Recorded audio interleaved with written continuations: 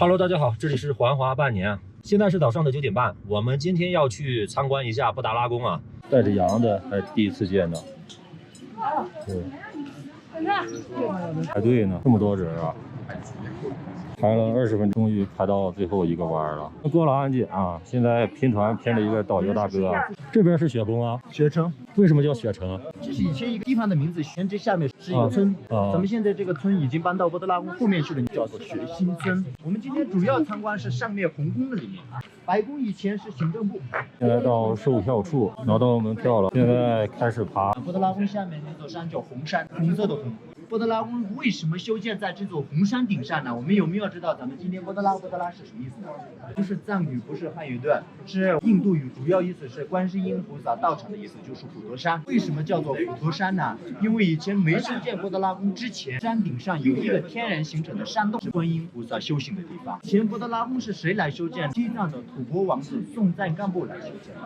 33代国王，以前松赞干布修建布达拉宫的时候只有999间，然后再加上这个山洞刚好1000。今天的布达拉宫1620多个房间。公元17世纪的时候，达赖喇嘛重新扩建的。以前西藏不管佛教政治都是被王子来管的，但西藏什么时候开始没有王子呢？西藏公元9世纪开始是没有王子的，因为西藏的第42代藏王也是最后的王子，那个是针对佛教的一个王子。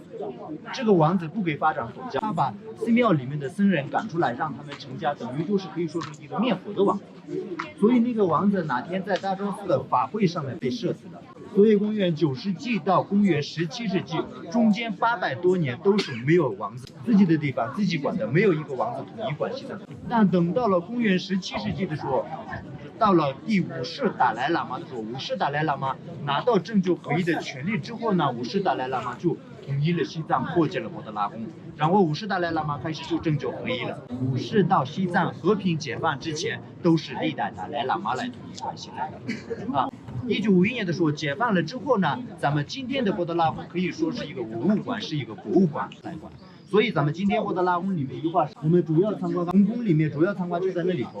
红宫里面主要参观的是什么呢？我们各种达赖喇嘛的灵塔，从5世到13世的真身灵塔，还有那些壁画佛像。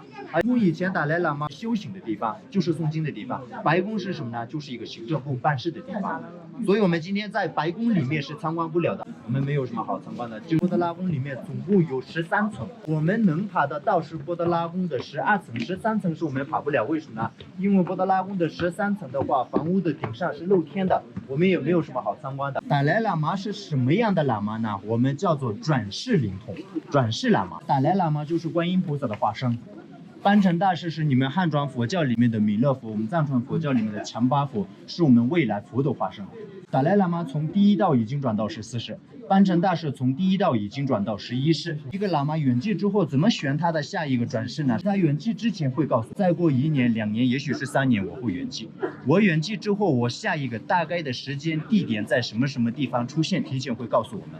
他一圆寂，然后他的下一个转世出现的时候，从婴儿就选不了的，等这个小孩差不多我们5、6岁以上才能想得出来。假如我们曾经他的前世用过的3个眼镜或者是佛珠，跟他的眼镜他用过的任何东西一模一样的，埋10几个摆在这些小孩前面，自己的东西自己会认得出来，他会说这是我的东西，会是抓出来的。有些是互相喇嘛帮他们选的也有。假如达赖喇嘛圆寂了，班禅大士在世的话，互相帮他们圆寂的也有。喇嘛为什么要做塔葬呢？因为我们要感谢他，要感恩他。所以今天一样，一会儿上去之后，布达拉宫里面几十的灵塔在里面，我们可以去拜塔，可以去感恩塔。灵塔也是有2种，一个叫做真身灵塔，一个叫做什么呢？舍利子灵塔。像达赖喇嘛一样的是远寂之后，他的尸体是怎么处理呢？各位，那个处理尸体的专家是绝对会不止1、2个，至少有5、6个。头部有头部处理的，眼镜有眼镜处理的。达赖喇嘛一样的远寂之后，第一个是什么呢？清水里面泡那个藏红花，泡完的藏红花来把它的内脏要冲干净、洗干净。但各位我们要记得，内脏是不会拿出来的。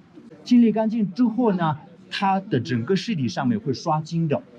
刷完金之后，用藏药珠宝把它的整个尸体会包起来。包好了之后，像什么箱子里面怎么封住呢？封好了之后，上面放那个铅水，然后再也不能打开。也是我们相信这些真身还是没有腐的，所以布达拉宫里面才叫真身灵塔。打开看的时候，不但他的尸体没有腐烂，他的指甲都生长得这么长，头发都长在屁股上面了。这种喇嘛才能叫做活佛转世喇嘛。各位，布达拉宫里面全是真身灵塔，西藏所有转世喇嘛都是真身灵塔，所有自然喇嘛都是什么呢？是粒子灵塔。达赖喇嘛和班禅大师在西藏，各位他们两个是师兄弟关系。他们两个的老师是哪一位呢？藏传佛教里面黄教格鲁派的创始人宗喀巴大师。达赖喇嘛以前管的是在拉萨，班禅大师管的在哪里呢？没有解放之前管的是在后藏日喀则。刚刚说过，五世达赖喇嘛扩建布达拉宫，统一了西藏，对不对？不然五世之前的话，达赖喇嘛住的不是在布达拉宫，而是在哪里呢？我们现在拉萨市内有一个叫做哲蚌寺，那个哲蚌寺才是达赖喇嘛的母寺。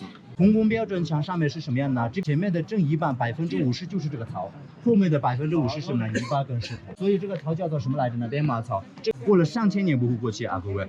在墙上的话，为了减轻重量。作为藏民，各位不管男士女士，我们都是没有姓的，只有名字。按照名字来，不知道他是哪个家的孩子，我们都不知道的。像这边名字，小孩生完之后名字怎么取呢？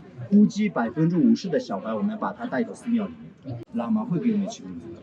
有些是自己的父亲母亲随便取一个有意的名字，然后有些是什么呢？按照礼拜取的也有。西藏这边你们有没有听说过有人叫做尼玛的？尼玛什么达瓦什么之类的。各位，有人叫做尼玛的话，他确定可以说是星期日生的；有人叫做达瓦的话，星期一生的。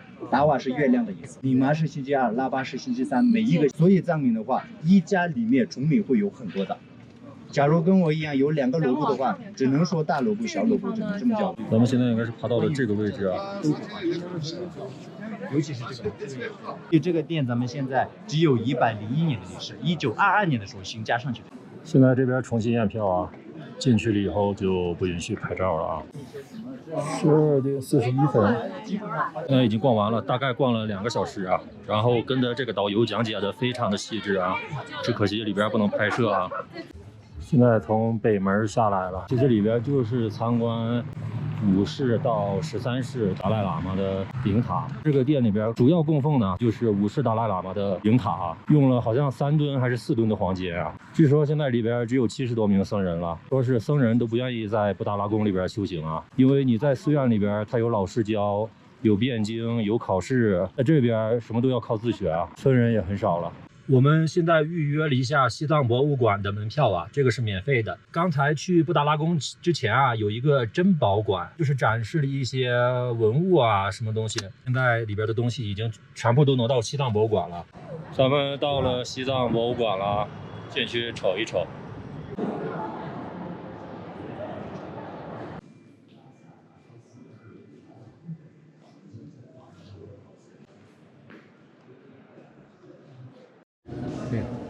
拉萨的这个西藏博物馆里边内容很多啊，如果说自己慢慢看，一点一点的理解的话，半天时间都不够啊，需要拿出来1天的时间啊。